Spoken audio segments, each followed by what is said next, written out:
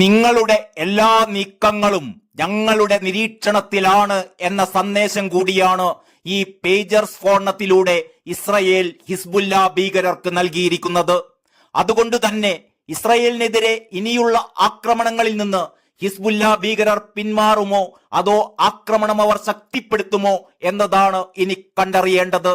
Hamas ഭീകരരും ഈ pager ബോംബാക്രമണത്തിൽ ആകെ ഞെട്ടിയിരിക്കുകയാണ്.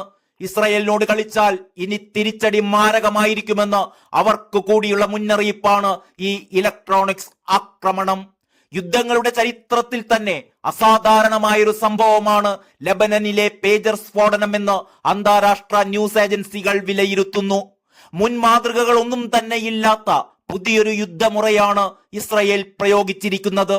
പേജർ പോലെ ഒരു ചെറിയ വസ്തുവിനെ എങ്ങനെയാണ് സ്ഫോടനത്തിനായി ഉപയോഗിച്ചത് എന്ന ചോദ്യമാണ് ഇപ്പോൾ ഉയരുന്നത്. പേജറിനെ മാരക ആയുധമാക്കി മാറ്റിയ ബുദ്ധി മൊസാദിന്റേത് തന്നെയെന്നാണ് കരുതുന്നത്. പക്ഷേ ഇസ്രയേലോ മൊസാദോ ഇതുവരെ സ്ഫോടനത്തിന്റെ ഉത്തരവാദിത്തം ഏറ്റെടുത്തിട്ടില്ല എന്നതും ശ്രദ്ധേയമാണ്.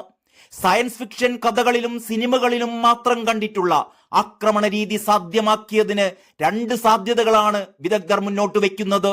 നിർമ്മാണ സമയത്തോ അതിനുശേഷം പേജറുകൾ ഹിസ്ബുല്ലയുടെ കയ്യിൽ എത്തുന്നതിന് മുമ്പോ പേജറുകൾക്കകത്ത് ചെറിയ അളവിൽ സ്ഫോടന വസ്തു ഉൾപ്പെടുത്തി എന്നതാണ് ആദ്യ സാധ്യത. നിർമ്മാണ കമ്പനിയെയോ കമ്പനിക്ക് വേണ്ടി ഘടകങ്ങൾ എത്തിച്ചു നൽകുന്നവരെയോ സ്വാധീനിച്ചോ അതല്ലെങ്കിൽ അവരുടെ ഇടയിലേക്ക് അവരറിയാതെ നുഴഞ്ഞു കയറിയോ ഇത് സാധിച്ചെടുക്കാനുള്ള സാധ്യതയുണ്ടെന്ന് ഇലക്ട്രോണിക്സ് രംഗത്തെ വിദഗ്ധർ പറയുന്നു. പേജറിനെ ഹാക്ക് ചെയ്ത് അതിലെ ബാറ്ററിയെ ചൂടാക്കി പൊട്ടിത്തെറിപ്പിക്കുന്ന അവസ്ഥയിലേക്ക് എത്തിച്ചതാകാമെന്നതാണ് രണ്ടാമത്തെ സാധ്യത. പ്രത്യേക ഇലക്ട്രോ മാഗ്നറ്റിക് തരംഗങ്ങളിലൂടെയോ അതല്ലെങ്കിൽ തുടരെ സന്ദേശങ്ങൾ അയച്ച് പേജറിനെ ചൂടാക്കിയോ ആയിരിക്കാം ഇത് സാധിച്ചെടുത്തത്.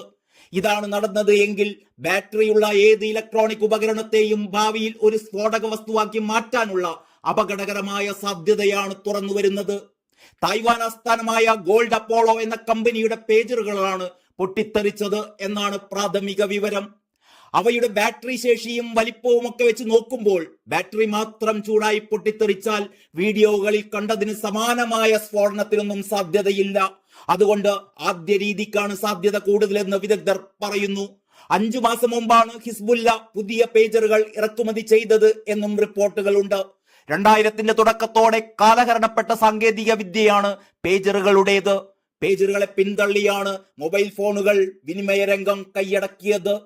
ചെറു സന്ദേശങ്ങൾ കൈമാറുന്നതിനുള്ള ശേഷി മാത്രമേ പേജറുകൾക്കുള്ളൂ. ഇന്റർനെറ്റുമായാവട്ടെ ബന്ധവുമില്ല.